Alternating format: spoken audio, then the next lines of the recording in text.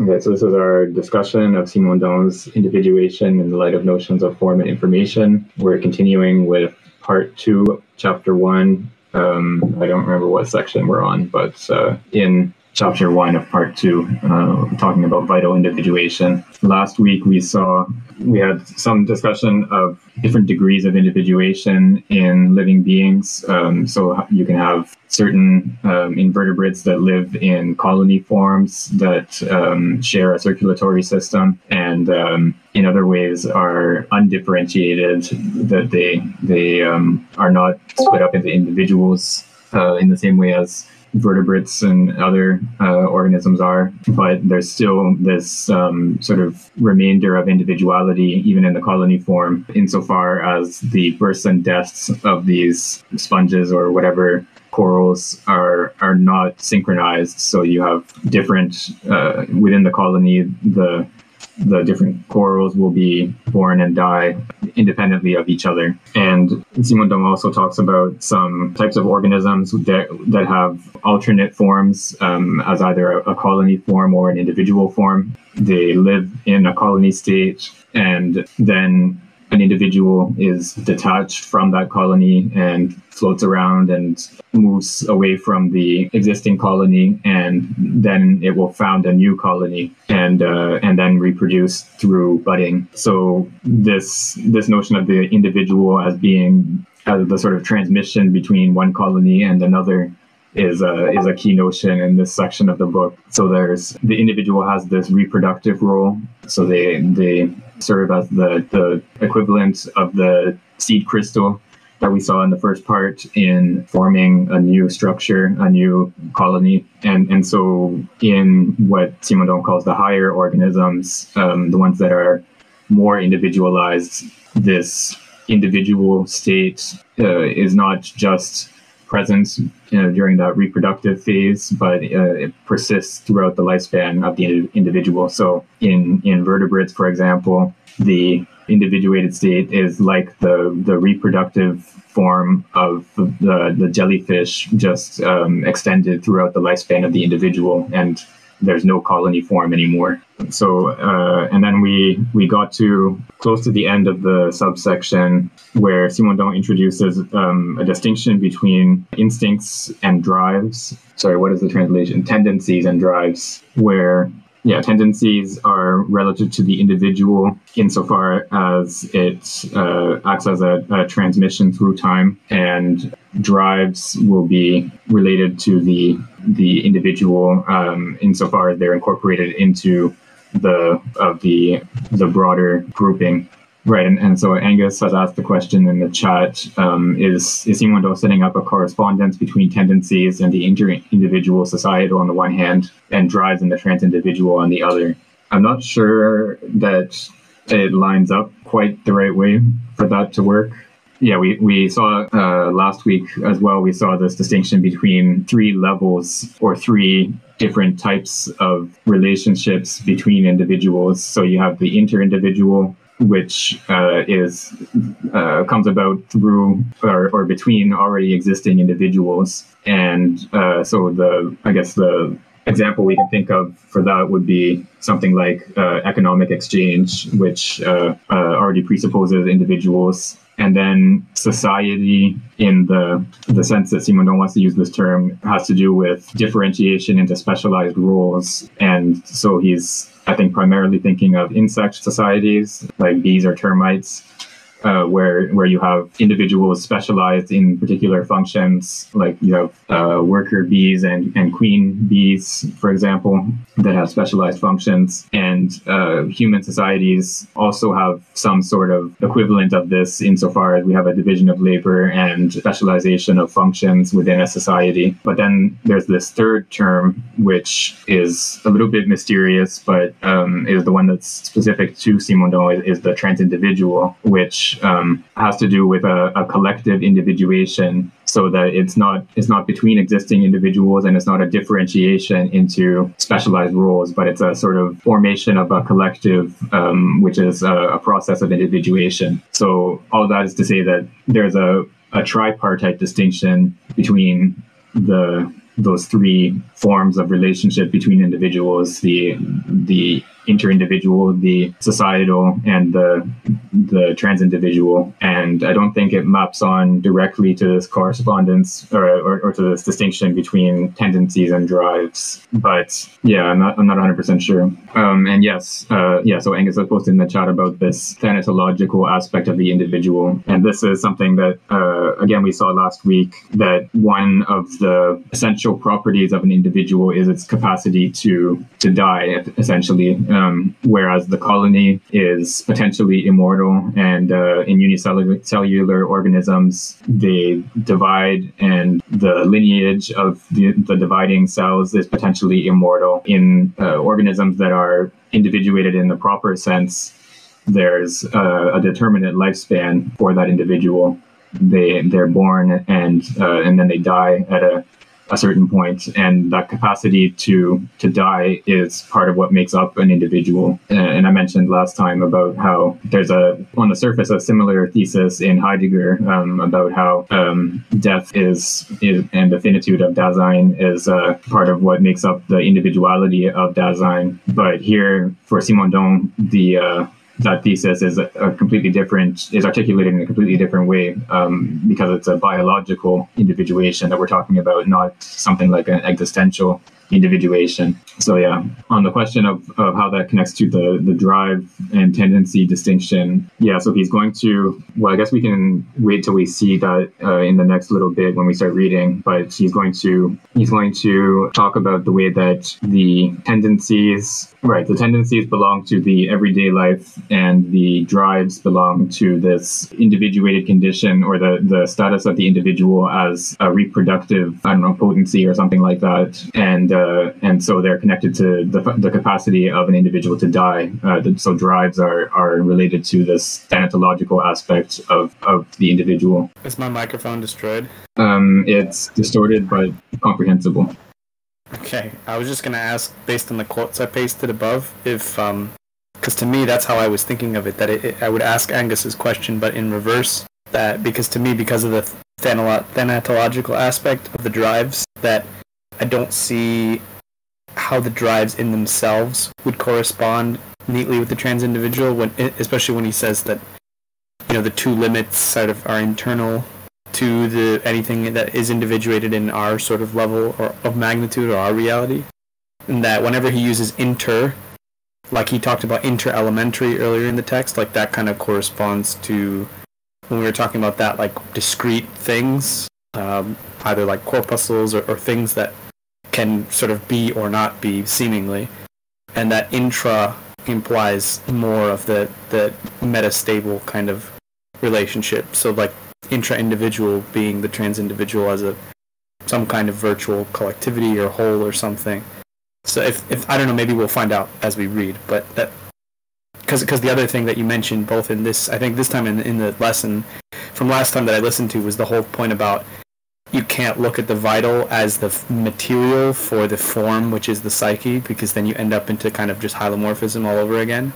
So you have to see what the higher order being is doing in the process of their psyche being individuated, or the transductive operation there, not as going back to the form of basic life-giving forces and then giving them a more complex, expression, but I think he uses the phrase returning to an actually more primitive form, more primitive potential, that pre-individual reality, and further individuating from that, which to me that would imply that that's not that. I mean, if they're always mixed, that's fine, but that couldn't be purely based on the drives, because that sort of seems to be already at the point of.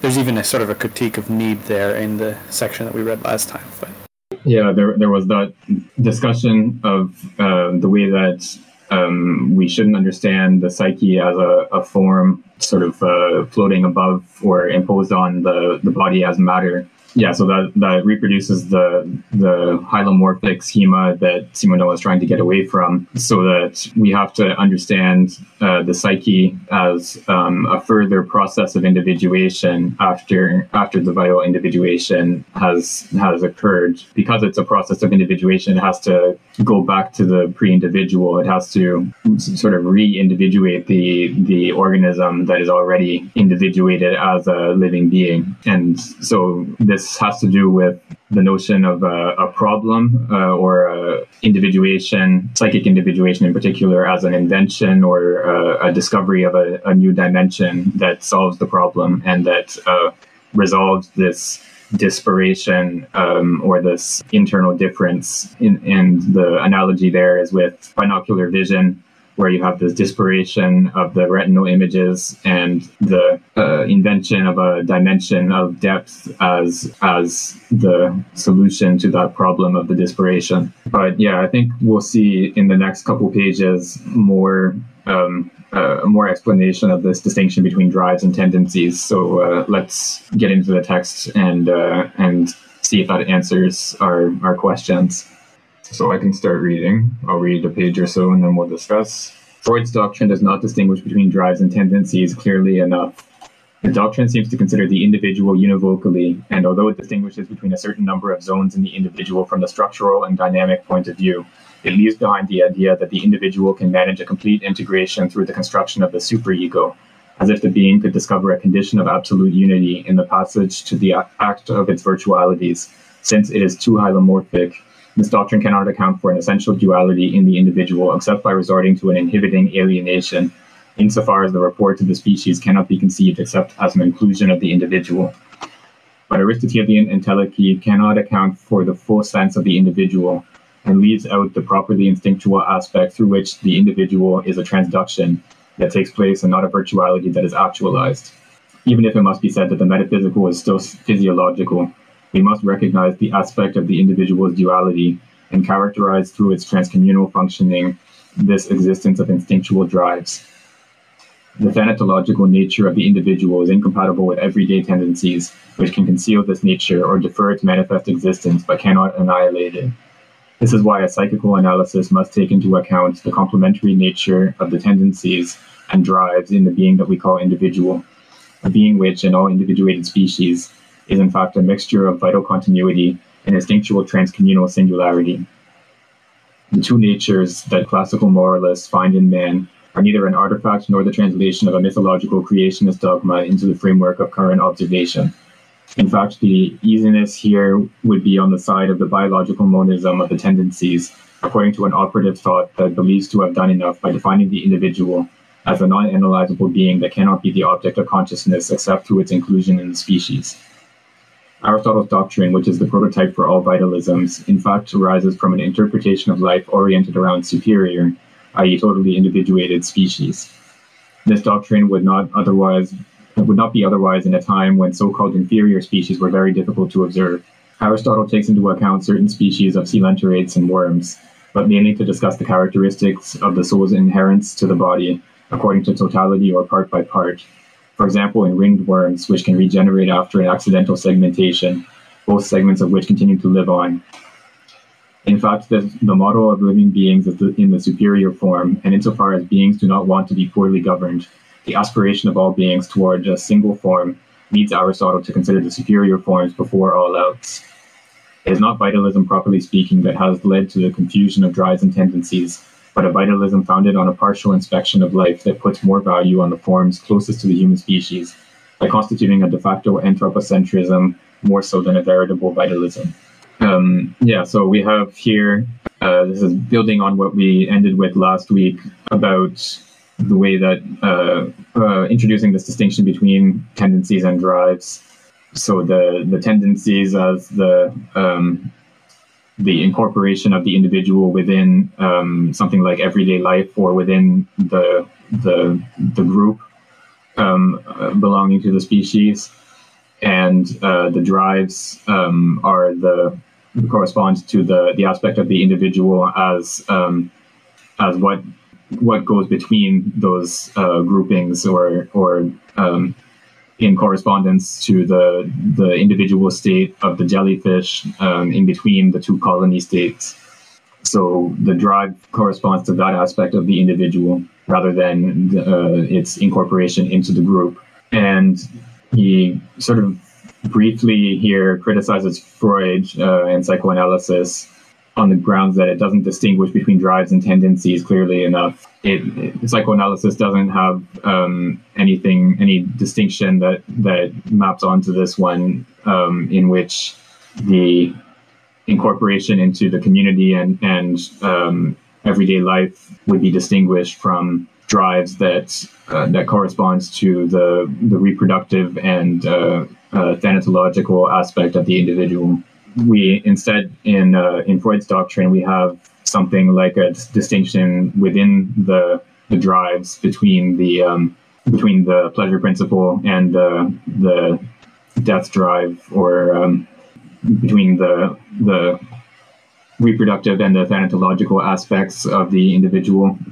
And what Simondon points to here is the idea that in Freud's doctrine, this what Simondon calls this essential duality in the individual. So this duality between tendencies and drives, Freud can only account for it by resorting to an inhibiting alienation. So that in psychoanalysis, there's something like the repression of drives. In order for an individual to be incorporated into a society, they have to repress drives that would be negative, or that would be impair social harmony or interaction, or whatever term you want to use. So it's always there's always an externality to that second term. The drives themselves are sort of homogeneous, and it's only the external force of the social that requires an individual to repress drives. And so Simondon wants to give a more an account of that distinction that is not external to the individual. So within the individual, this distinction is already present, and it's not sort of imported from society. And then we have this kind of strange bit on vitalism, where Simondon suggests that, or states that Aristotle's doctrine is the prototype for all vitalisms, and he's somewhat critical of vitalism here, but he also seems to be it's a sort of nuanced criticism, in the sense that he criticizes not vitalism as such, but a certain misuse of vitalism, I guess, where so what he's objecting to is how Aristotle's doctrine is focused on the higher organisms, so the ones that are more individuated, partly because at his time it was especially difficult to observe the less individuated organisms that live underwater or are microscopic and so on. So that it's only with contemporary technology that we're able to actually study these organisms, and we can see that individuation is not an essential characteristic of living beings, or it's at least a relative characteristic, in the sense that the degree of individuation is different in different kinds of living beings. And so Aristotle doesn't really, he takes the so-called superior forms of these totally individuated beings as the model, and he thinks of other organisms as being in some sense defective or not living up to that model. And so it's this kind of vitalism, so a vitalism that is sort of anthropocentric, or more generally centered on these totally individuated organisms, it's this kind of vitalism that leads to a confusion of drives and tendencies. But Simondo seems to leave open the possibility here of a vitalism that would not be subject to this confusion, because it wouldn't focus on the totally individuated organisms. You're asking for a summary of what tendency means, or what? Yeah. Okay.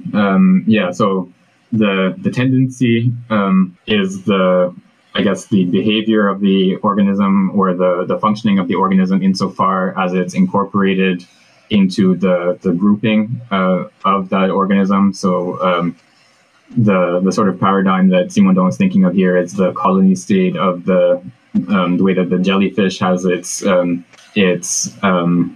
individual state that is free floating, and then it also has this colony form that is rooted and grows by budding rather than reproducing sexually.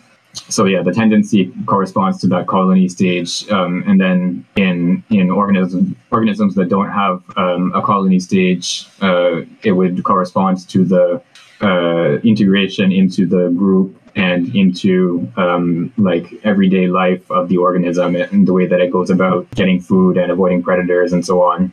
And then drives, in contrast, have to do with they correspond to the individual state of the jellyfish. And in organisms that don't have that colony state, the drives correspond to the reproductive capacity of the individual. So the way that the individual serves as a sort of transmission from one generation to the next, and the way that the individual can die, so in reproducing, it produces a distinct individual from itself rather than just continuing its existence in a new form, like in unicellular organisms that just divide and are potentially immortal.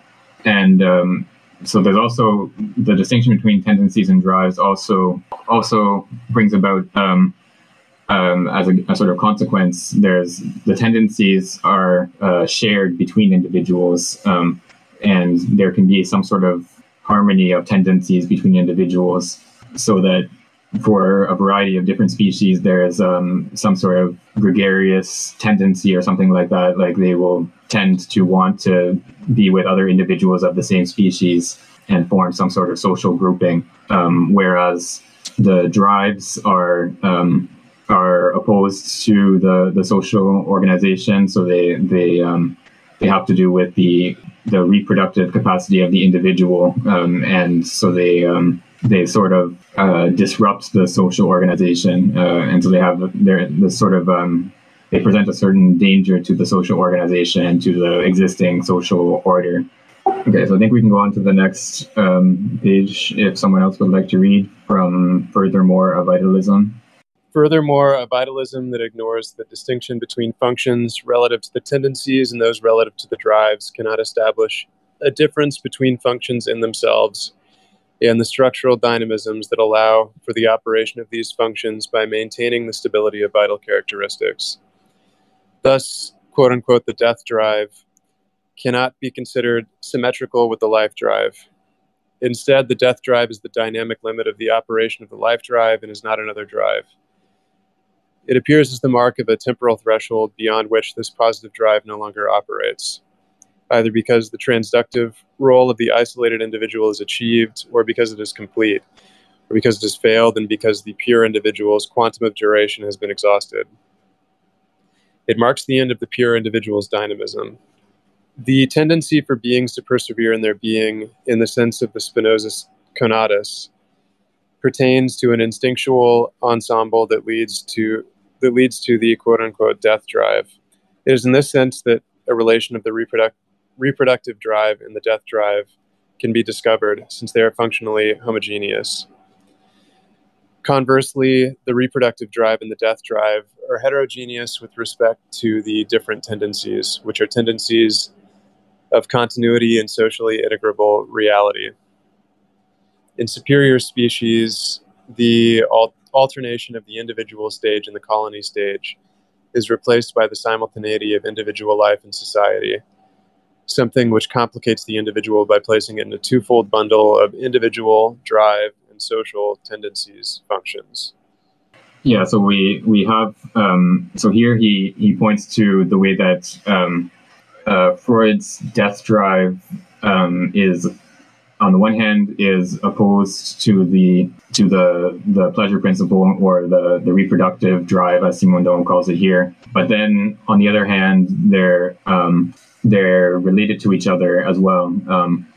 So Freud, in Beyond the Pleasure Principle, characterizes the death drive as being a sort of effort of the organism to return to the non-living state through its own means. So there's a sort of resistance to an external death, to external dangers, but it's in the service of sort of returning to non-living state, non-living matter, through its own internal evolution or internal development. So a living being has this inherent tendency towards death in its internal development. Yeah, but so because it has this internal drive towards its own end, it resists external forces that would tend to bring about its death prematurely.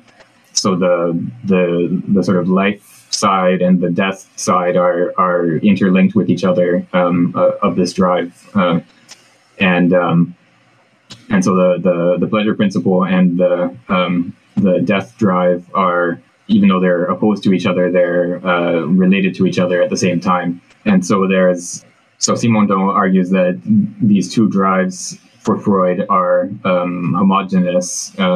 They have. He puts those two drives on one side with the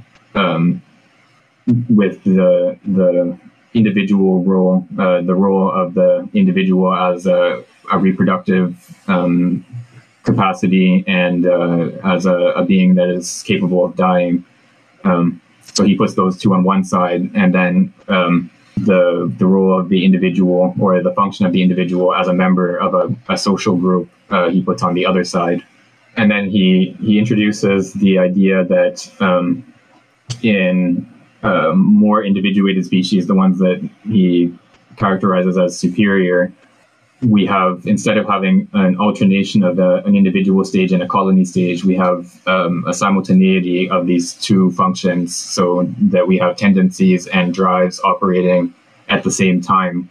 And so this individual in this kind of organism has a greater complexity. It's this double bundle of functions that are both individual and social, rather than one in alternation with another.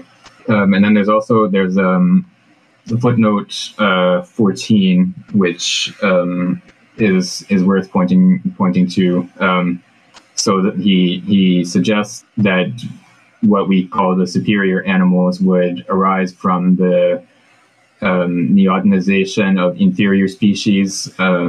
So in which the stage of individual life corresponds to the function of amplificative reproduction, whereas the stage of life in colonies corresponds to the continuous homeostatic aspect. And so the two functions of tendencies and drives are incorporated in the individual, because the individual in these so-called superior species is sort of preserves that larval stage throughout its lifespan, or that reproductive stage. So rather than having an individual stage that then forms a colony, that individual stage survives, and that sort of juvenile stage is preserved throughout the lifespan of the individual. And there's a distinction between individuals and organs in a couple pages earlier, when he's talking about the colonies of corals and other similar organisms, where So in the colony, you have some sort of differentiation of the different pseudo-individuals. So you have certain pseudo-individuals that specialize in defense of the colony, and others that specialize in reproduction, and others that specialize in nutrition, and so on. And so to some extent, they would correspond to organs of a larger individual. But the distinction that Simondon makes is that because they can be born and die in an unsynchronized manner, they don't make up an individual, because in an individual, in the proper sense, the organs don't die independently of the organism as a whole. So in an individual, you have three layers. You have the level of the individual, you have the level of the organs, and then you have the level of the cells within the organs, which do die, and they're born and die independently of the organism as a whole. Whereas in the case of the colony, you just have the individuals or the quasi-individuals that make up the colony. You'd only have two layers rather than three. So yeah, that's the distinction between individuals and organs. Okay, so I think we can go on to the next subsection and read a page or so if someone else would like to read. Subsection 2, the individual as polarity, functions of internal genesis and of external genesis. The method that emerges from these preliminary considerations requires us not to be primarily preoccupied with hierarchically organizing the levels of vital systems, but to distinguish them in order to see what the functional equivalences are that allow for vital reality to be grasped throughout these different systems by developing the whole range of vital systems instead of classifying them in order to hierarchize them. According to our initial hypothesis, life is deployed through transfer and neotenization. More than a continuous or dialectical progress, evolution is a transduction. Vital functions should be studied according to a method of equivalence that posits the principle by which there can be an equivalence of structures and functional activities. From pre-individual forms to individualized forms, relations of equivalence can be revealed by passing through the mixed forms that include alternating individuality and transindividuality according to the interior or exterior conditions of life. On the other hand, it should be supposed that there is a relative interdependence of species which makes a hierarchization quite abstract, at least when it only considers the anatomo-physiological characteristics of the individual. A rational study of species would have to integrate a sociology for each species. Certainly, it is difficult to somewhat abstractly define a method for the study of vital individuation. However, it seems that this hypothesis of functional duality makes it possible to account for two types of relations and two kinds of limits discovered in the individual. In a first sense, the individual can be treated as a particular fragmentary being, an actual member of a species, a detachable or not currently detachable fragment of a colony. In a second sense, the individual is what is capable of transmitting the life of the species and constitutes the depository of specific characteristics, even if it should never be called upon to actualize them in itself. As a carrier of virtualities which do not necessarily take on a sense of actuality for it, it is limited both in space and time. It thereby constitutes a quantum of time for vital activity, and its temporal limit is essential to its function of relation. Often, this individual is free in space, since it guarantees the transportation of the specific seeds of the species, and the counterpart to its temporal brevity is its extreme spatial mobility. According to the first form of existence, on the contrary, the individual is a fragment of a currently existing whole, in which it is inserted and which limits it spatially as a fragmentary being. As a fragmentary being, the individual possesses a structure that allows it to grow. It is polarized inside itself, and its organization allows it to incorporate alimentary matter either through autotrophy or by starting from already elaborated substances. The individual, as a fragmentary being, possesses a certain corporeal schema, according to which it grows through differentiation and specialization, which determine the parts during their progressive growth, starting from the egg or initial bud. Certain studies on regeneration, particularly those dedicated to the freshwater planarian, which is a flatworm, show that the capacity of regeneration comes from the elements that conserve a germinative capacity even when the individual is an adult, and that these elements have a kinship with the sexual cells. Nevertheless, the capacity of development does not suffice to explain regeneration. Even if we introduce the action of a hypothetical substance like the organism, oh my god, this sentence is never ending, which is meant to explain induction exerted by a terminal element, for example, a head that can be grafted anywhere onto the body of a flatworm. In order for this induction to be carried out, a certain number of secondary elements, probably including physical mechanisms and hormonal dynamisms, must be presented. Yet above all, after the segmentation of the egg, there needs to be the intervention of a principle of organization that, and determination that leads to the production of different organs of the being. So he's again elaborating on this functional duality of the individual. So the same duality that we find in the distinction between tendencies and drives. So we have the same thing here, where you have the aspect of the individual insofar as it's a portion of the totality of the species, and you have the aspect of the individual insofar as it is a bearer of the species characteristics and something that is capable of reproduction. So that first element corresponds to the colony stage of the organisms that have this colony form, and the second element corresponds to the individual stage of those types of organisms. And then, so in the more individuated organisms, both of those forms of individuality coincide temporally, but they're still distinguished functionally. And so we have the individual as something that is capable of reproduction, has this limitation on lifespan, so it's something that is also capable of dying once it's carried out its reproductive function. But it also, at the same time, has the spatial mobility that the colony form of the organism doesn't have. And I think he also, at some point in this chapter, talks about the relation between a plant and its seed. So the plant is fixed in the ground, whereas the seed travels around, and so the individual form of the plant is the seed, the reproductive organ of the plant.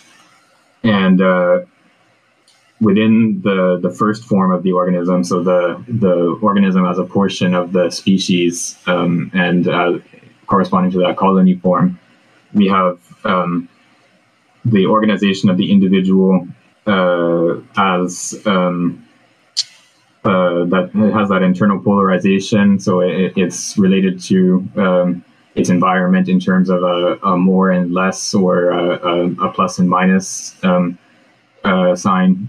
And it has a nutritional function, or a nutritive function, in the sense that it's capable of absorbing nutrients from its environment and incorporating them into its organization. So whether that's in the form of plants performing photosynthesis, or of other organisms that absorb already existing organic matter and take the nutrients from it. He brings up this question of regeneration of organisms. So there are, of course, many organisms that are capable of regeneration when they're like worms that, if they're cut in half, both halves will be able to survive and will regenerate the missing portion. And even in vertebrates like lizards or frogs can sometimes regenerate limbs that they lose, or there are even lizards that have a specialized tail that breaks off if they get caught by a predator, and then the tail can regrow afterwards. This form of regeneration is related to the capacity for reproduction, but it's not identical to that capacity for reproduction, because Simondo wants to make a strict distinction between the reproductive functions of the individual and the what we can call, I guess, the vital functions of the individual, insofar as the individual is a portion of the species. And so he argues that the regenerative capacity of the individual, even though it has this relationship to the reproductive capacity, it's subordinated in some sense to the general organization of the individual. So if a frog loses its leg, for example, what regrows is precisely a leg of that frog, and not I don't know, an eye or something else. Usually, I guess things can always go wrong, but yeah. So regeneration, even though it has some sort of connection to reproduction, is subordinated to the internal organization of the individual, insofar as it's a portion of the species, whereas reproduction is external to the individual and brings about a new individual. So yeah, that's he wants to sort of resolve this problem point, like a potential objection to this differentiation of or distinction between the two functions of the organism. So the objection would be, if you say that there are these two distinct functions within the living organism, then why is it the case that that regeneration has this relationship with reproduction? And Simondon argues that even though this relationship exists, it's the organization of the individual as a whole that determines the structure of the regeneration. So it's the individual insofar as it's a portion of the species, rather than as it's insofar as it is capable of reproduction that regenerates. Okay, so let's go on and we can read about barnacled crabs. So I can read the next bit. If I can just find where we are. This principle of spatial determination is what cannot be confused with the principle of production outside of other beings, either by budding or sexual reproduction.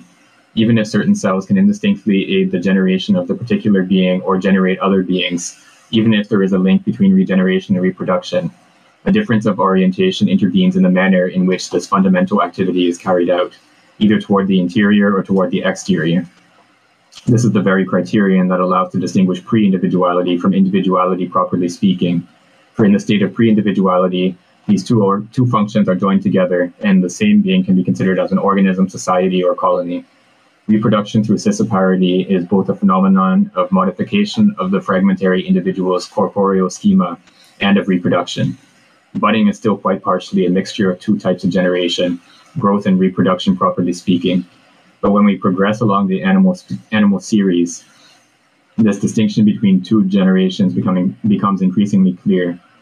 On the level of mammals, for example, the distinction becomes so clear that it is compensated by a relation of exteriority between parents and the young, somewhat similar to a parasitic relationship, at first internal and then external, through gestation and then breastfeeding. The female is a being that is capable of being parasited on, and any type of parasiting can create in a male the appearance of female sexual characteristics, as the study of the barnacled crab shows. Everything happens as if the complex forms necessitated a rigorous distinction between the functions of external genesis and those of internal genesis. External genesis, or reproduction, indeed introduces an amplificative function prominently linked to the operation of individuation. Since it can exist in a continuous regime, simple growth, on the contrary, belongs to the colony and does not necessitate individuation.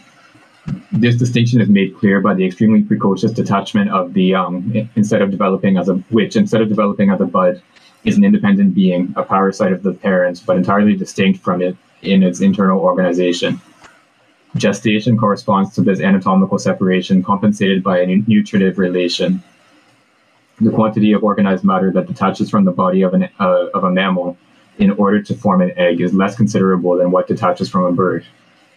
Gestation, which makes possible the anatomical separation of the young while maintaining the alimentary relationship, authorizes the slowing of the growth of the young and accentuates fetalization, according to the hypothesis of Bulk, which sees in this principle one of the reasons behind evolution.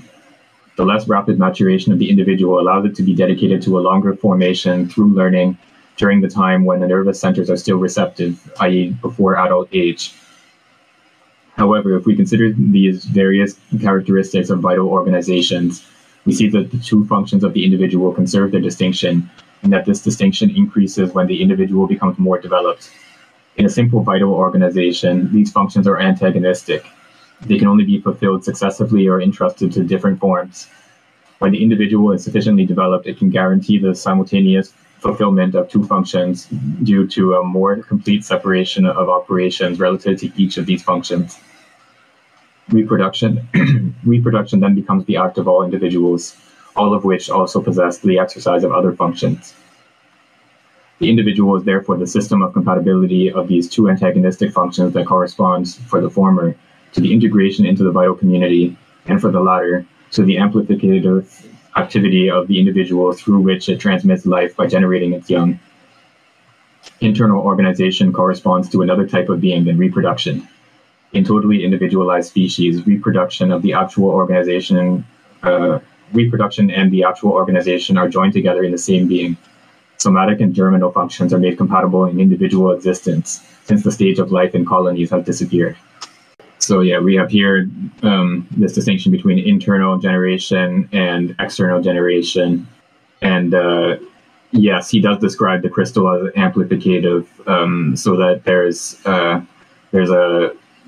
the role of the individual in this external genesis, or reproduction in the proper sense, correspond as the seed crystal, for example, that brings about the crystallization of the whole supersaturated solution. Yeah, we have this distinction between internal and external and this is what's to distinguish between pre-individuality and the same being can play the role of an organism, society, or colony. And reproduction often occurs through scissiparity, so through splitting of an individual into two or more child individuals. Whereas in the case of the higher organisms, or the more differentiated organisms, more individuated organisms, have this differentiation of the two functions, but at the same time there's simultaneity, so that they play both roles at the same time, but they're distinct functions. And then we have this bit about how in mammals the distinction between generations is compensated by a relation of exteriority between parents and the young, which he compares to a parasitic relationship. So the way that, and I think a lot of other people have made this comparison as well, but the way that a fetus draws nutrition from the gestating female is similar to the way that a parasite draws nutrition from its host. And this form of parasitism continues even after birth, because the newborn relies on the mother for nutrition as well. So we have this external relationship between the two generations, which takes the place of the sort of more internal connection that existed in other less individuated organisms. He takes this instance of this crab that where the male can take on female sexual characteristics if if they are if they're parasitized.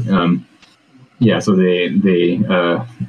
the male crabs take on these female sexual characteristics, and Angus has posted a quote about some of the details of how that happens, which is interesting. And then there's this bit on the way that in mammals you have this greater separation between the parent and its young, which comes about through this neotenization, or this the way that the growth of the young is slowed down relative to other types of organisms, so that they spend longer in a fetal state or a juvenile state, and so there's this sort of evolutionary hypothesis that this slowing down of development, or this spending more time in the juvenile state, would lead to more complex organisms, in a sense that they are capable of learning from their environment, and incorporating information about what the world is like around them in a way that adult organisms are no longer capable of doing, or organisms that are born or hatch in a form that where they are sort of more developed, rather than having this prolonged juvenile state. And then we have this last bit where he talks about how the individual is a system of compatibility between these two antagonistic functions. So the one function that corresponds to the integration into the vital community, and then the other function that corresponds to the amplificative activity of the individual, through which it transmits life by generating its young. So we have, and then the last bit here, after the last semicolon, he introduces the terms somatic and germinal, which have sort of been in the background, I think, of what he's been talking about in the last couple pages. But this is terminology that was introduced by August Weismann, who was a biologist in the late 19th century, 1890s or so, I think, was when he was active. And he was one of the first people to sort of rediscover Mendel's work and try to incorporate it into Darwinism, to have a Mendelian understanding of Darwinism. And so he introduces these terms, soma and germen, as these two different aspects of the living being. And so the soma is the body of the organism, so which is reproduced or recreated at every generation, whereas the germinal line is potentially immortal. It's the reproductive cells of an organism are continue in the offspring of that organism. That offspring has its own reproductive cells, and so there's this continuous chain of transmission of the reproductive cells through time. And so there's this potentially immortal germ line, which at each generation produces a body, a soma, which carries the germ line. So we have this same distinction between soma and germen is what Simondon has been describing in terms of this distinction between the integration into the vital community on the one hand, and the amplificative activity of the individual, through which it transmits its life by generating its young. So yeah, that's some of the background of what he's talking about here. Okay, would someone else like to read the last paragraph of this section, or subsection, I should say?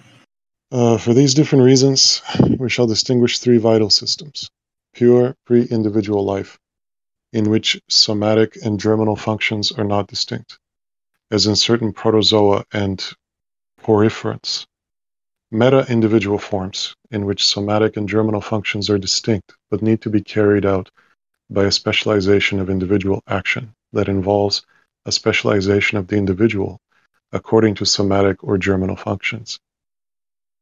And lastly, totally individualized forms in which the germinal functions are delegated to the same individuals as those that carry out the somatic functions.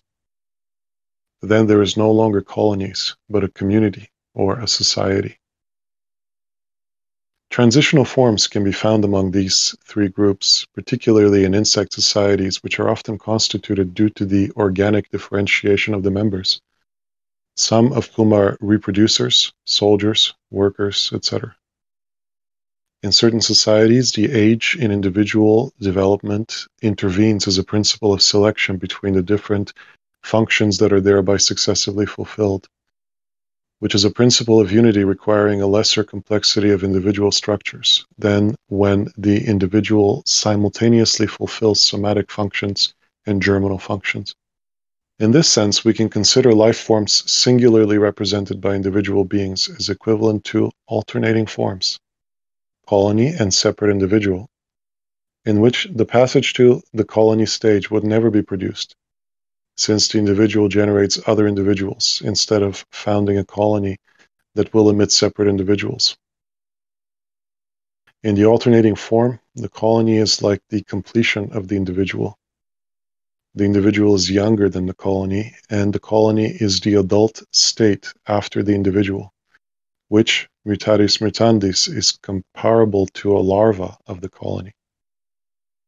From then on, instead of founding the colony, when the individual is reproduced as an individual, the vital functions of continuity, nutrition, growth, functional differentiation, should be fulfilled by a new layer of the individual's behaviors, i.e. social behaviors. So this is a sort of summary of what we've seen in this subsection of these three different, what he calls vital systems, but I guess we could think of as three different forms of organism.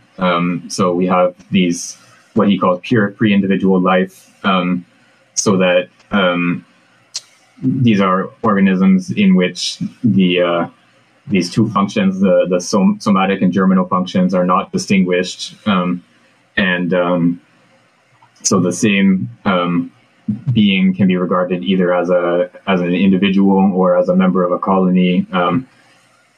It's sort of indifferent one way or the other. And then we have the meta-individual forms, what he calls meta-individual forms, in which we have distinct somatic and germinal functions, but they are specialized to different individuals, so that, for instance, beings that have a larval form, which carries out certain functions, and then an adult form that reproduces. There are certain insects where the adult form is not even capable of nutrition. It doesn't have a mouth or digestive organs. The only thing it can do is reproduce. And so these are the types of organisms that he characterizes as meta-individuals. And then the individuals in the proper sense, the totally individualized forms, are ones in which the germinal and somatic functions exist in the same individual, but these individuals, they don't reproduce by founding a colony. They reproduce other individuals, and he's thinking primarily here of mammals, I think, but we could also point to birds or maybe other vertebrates as well. These totally individuated beings, they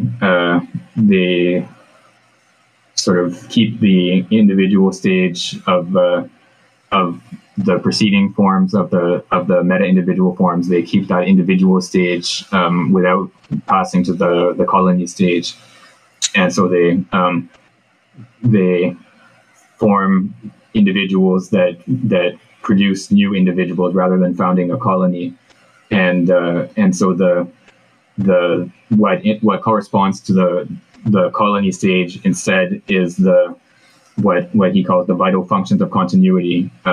So nutrition, growth, and functional differentiation, which are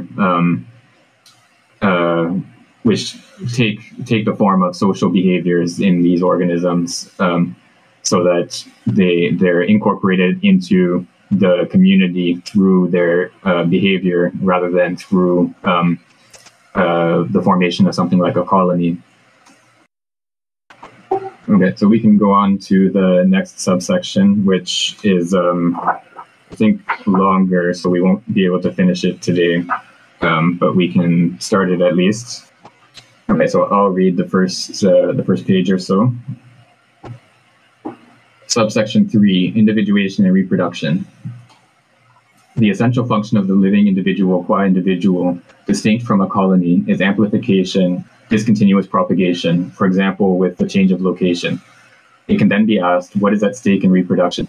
Death is the fatal termination of every multicellular organism, but the former results from the latter's functioning and not from an intrinsic property of living matter. For Rabot, the intrinsic property of living matter resides in this incessant process of destruction and reconstruction in accordance with exchanges with the exterior, which constitutes its metabolism. In a unicellular organism, if reconstruction compensated destruction, and assuming that in this process non-assimilated materials do not accumulate to the point of hindering its functioning, the organism would remain indefinitely comparable to itself. However, according to Rabot, this illusion of the immortal individual nearly corresponds to a mental construction. Two facts modify the individual. The first is that metabolism is effectuated in constantly changing conditions. New masses of protoplasm identical to the preceding masses do not necessarily result from the reconstruction of living matter. Hence, not only the quantity and quality of the materials in question, but also the natures of the external influences vary incessantly. The second fact is that the rapport between the elements of which the individual mass consists change depending on their influences, and their change sometimes leads to a sort of disequilibrium. This particularly includes the nucleoplasmic rapport, i.e. the one established between the bulk of the nucleus and the cytoplasm. This is the rapport that regulates reproduction. Rabot wants to show that the reproduction of the individual does not introduce any finality and is explained in a purely causal manner. It is necessary to study this explanation in order to appreciate the extent to which the disequilibrium that causes death differs from the disequilibrium that causes reproduction. For it is necessary to note that the profound modification that affects the individual in reproduction is not the same as death. Even if the individual loses its identity through a splitting into two individuals of equal size, it becomes other, since two individuals now replace the single individual, but it does not die. No organic matter decomposes, there is no cadaver, and the continuity between the single individual and the two individuals to which it has given birth is complete. Here there is not an end, but a transformation of the topology of the living being that makes two individuals appear instead of one. Rabot establishes the fact that it is only the value of the nucleoplasmic rapport that makes the cell divide into two independent parts without an intervention of a mysterious influence, despite the cell's volume. An analysis of reproduction in metazoans allows us to clearly confirm this fact due to the relative anatomical simplicity of the individuals that constitute them. Schizogony takes place as a cellular division. The individual divides into two equal or unequal parts, and each part, having become independent, constitutes a new individual. With multiple variations, the nucleus traverses a series of ordinary phases that consists of its division into fragments, chromosomes, barely distinct in protozoa, then the division of these chromosomes and their separation into two equal groups, and finally the splitting of the cytoplasm, transversely for infusoria and longitudinally for flagellates. Each of the two individuals becomes complete. Each regenerates a mouth, a flagellum, and so on.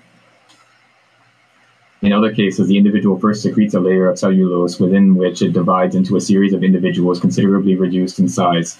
And these individuals either resemble the initial individual or are different from it, but each of them afterwards rapidly resumes its specific aspect.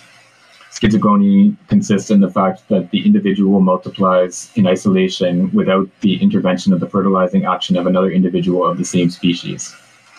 Right. So Angus has posted in the chat here a comment about reproduction. So he says, it seems like in reproduction, everything is preserved.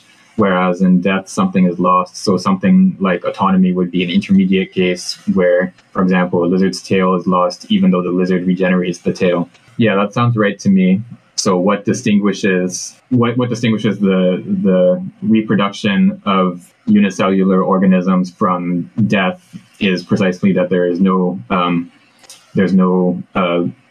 body left behind, and so nothing decomposes, and the two cells that result from the split are in continuity with the one cell that preceded the split.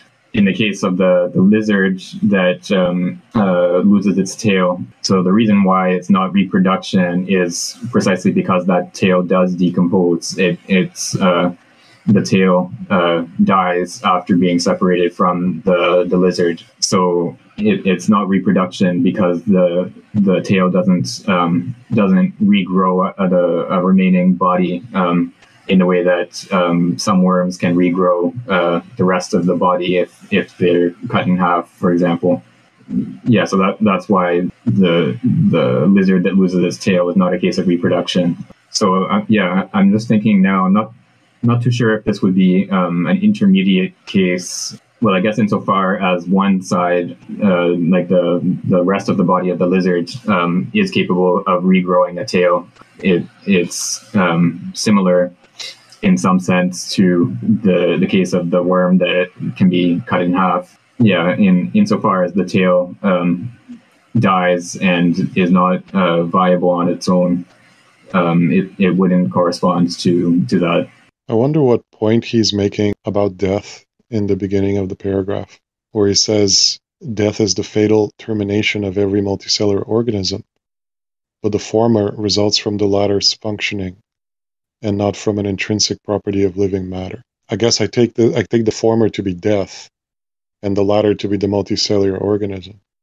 And it's interesting, it seems like what he's trying to say is death does not come from something proper to matter itself or to living matter itself, but has to do with the functioning of the organism. I guess maybe reading this against like Freud on the death drive and, the discussion from earlier, where I think Freud wants to say something like, there is this property in living matter that it kind of tends towards death. It tends towards a kind of dissolution or, breakdown or disequilibrium or whatever. I wonder if Simondon here maybe is challenging that point. Not really sure how to read this. Yeah, I think that's a good suggestion. This idea or the thesis that he's presenting here that death is not an intrinsic property of living matter is what he goes on to illustrate when he talks about these unicellular organisms. So we know that death is not a property of living matter as such, because there are many living organisms, actually probably most living organisms, because most organisms are unicellular. These organisms don't die in the proper sense of the term. They simply split and reproduce themselves through splitting. And so it's the organization or the functioning of a multicellular organism that leads it to die, rather than anything intrinsic to living matter as such. It's possible that he is thinking of Freud here, because Freud does argue that there's the death drive is something like a tendency of living matter to return to an inorganic or a non-living state, and he argues that this is an inherent tendency in living matter, and so Simondon is whether he's actually specifically intending to direct this against Freud, I'm not sure, but he is definitely presenting a counter thesis to Freud's thesis. Yeah, I would say that it's hard to argue against this idea here, that death is not essential to living beings insofar as they're living, that is. And Alyosha has also commented that there is no such thing as living matter for Simondon. So he wants to distinguish living beings from non-living beings, not insofar as they would be composed of something different, a different kind of material or something, but insofar as they're organized differently. So I think when he talks about living matter here, he's just talking about matter insofar as it's organized in a living being. But yes, you're right that he doesn't think that we need to posit something like a living matter, which would be distinct from non-living matter. And this was a subject of a lot of debate in the early 20th century, where there were vitalist biologists who did argue that we needed to posit something like a living matter as distinct from non-living matter. They tended to draw on the differentiation of an egg in development. So embryology was sort of the I guess paradigm science of vitalism in the early 20th century. So you have an egg which is undifferentiated, which takes on a differentiated form in development. It also they also pointed to the way that the egg has, if you intervene in the process of development, if you, for example, cut off a portion of the egg in the early stages of development, then it's not as if the organism will develop like missing a portion of its body or something like that. Instead, you have the egg sort of reforms without that missing portion and differentiates itself again, and so you end up with the same organism, maybe just smaller. But the differentiation of the organism into its different organs and systems is still the same. So there's a sort of well, they took this to be a sort of finality as an inherent property of living matter. So it's oriented towards a goal of producing an organism with a certain structure, and it's capable of sort of taking a detour if there's an obstacle or an intervention in the usual path of generation of that goal, of that end state. And so they took this to, the vitalists took this to be an inherent property of living matter, that it would have this finality or goal-oriented nature, as opposed to non-living matter, which has a purely causal structure. It can only receive impulses from without. But yeah, so Simondon is not sort of taking up that vitalist position, but I think he is to some extent appreciative of some sort of vitalism, like we saw a little bit earlier.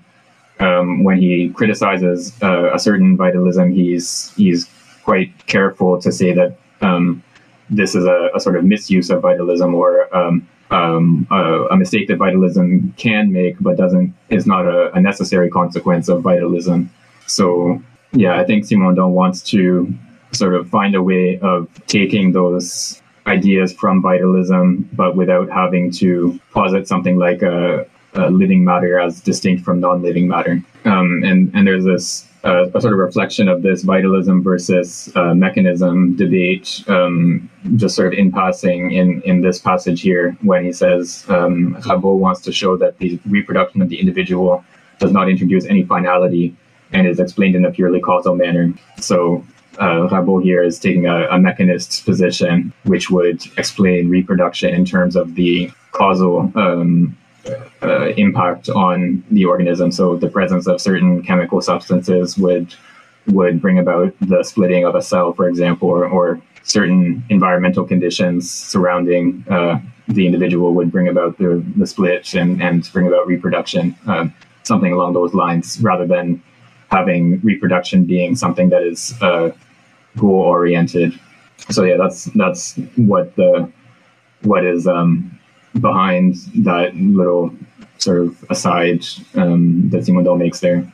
Okay, so I think we have time to read one more of these big paragraphs, and then we'll wrap it up for today. So I think we're at on the contrary, if I'm not mistaken. On the contrary, in still other cases, multiplication only begins after the union of two individuals. Depending on the milieu, this conjugation or pairing can be temporary, as in Infusoria. After interlocking on a portion of their surface, the two individuals exchange a pronucleus with each of their partners, and then they separate and multiply through simple division.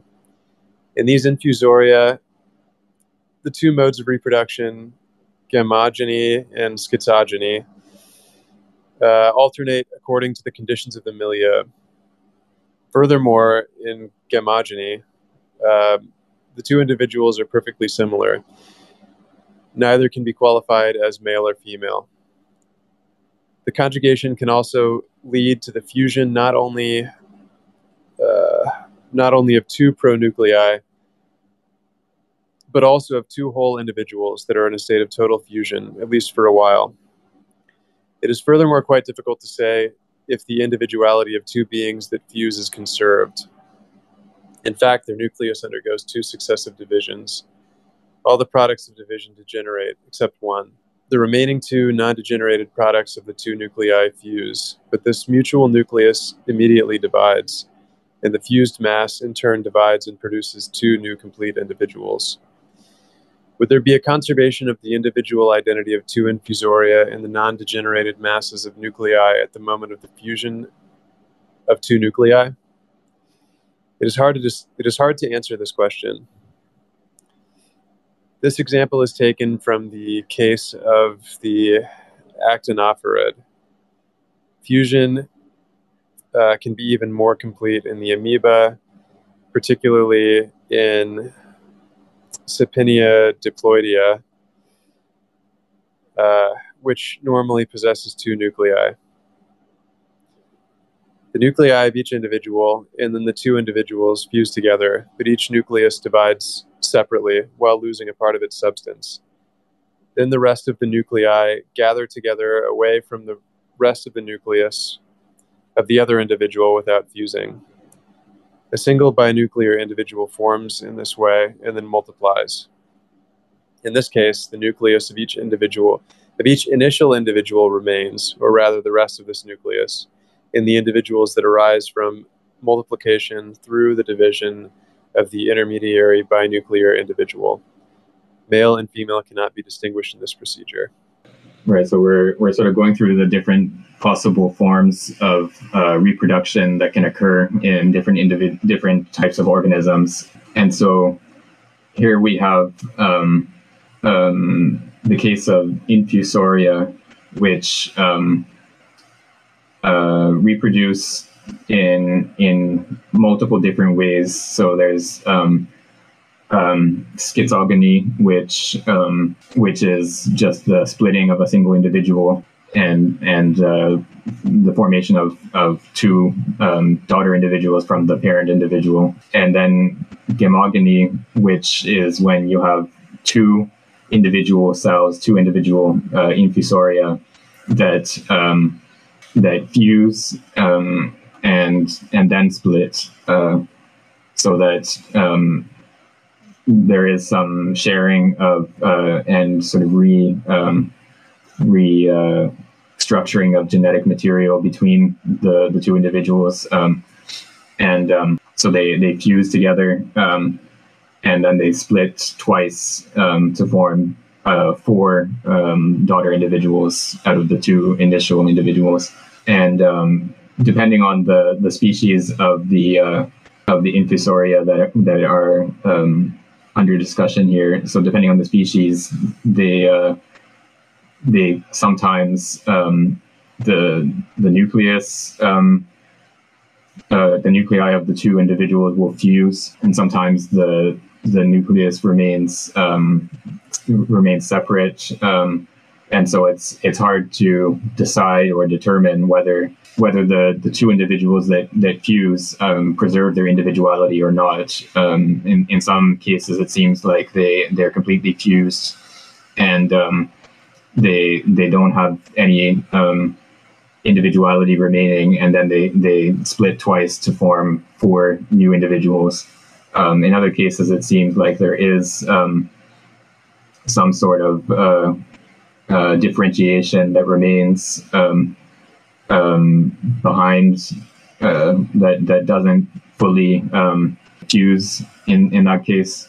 But so in the case of these amoeba, you have the cell nuclei which contain the genetic material that fuse together, and then each nucleus divides separately. So they and then a single individual forms in this way and then multiplies. So you have alternation between the formation of a fused individual through gamogamy, and then the formation of other individuals that are split from the initial individuals. So you have both forms of reproduction that occur in the same species. And then one sort of final point that Ch.1 makes that's important here is that in this gamogamy of Infusoria, there's no distinction between male and female. So that you have two individual Infusoria that are basically the same. They have no structural differentiation, and they fuse together and then split up into new individuals. So you don't have, it's not sexual reproduction, properly speaking, because there's no differentiation between the two individuals. Okay, so I think we can probably end here for today, and we'll pick up from the top of 191 next time, and we'll learn all about amoeba and different types of cells and the way that they reproduce. Yeah, so thank you everyone for questions and contributions and for showing up today, and see you all next week.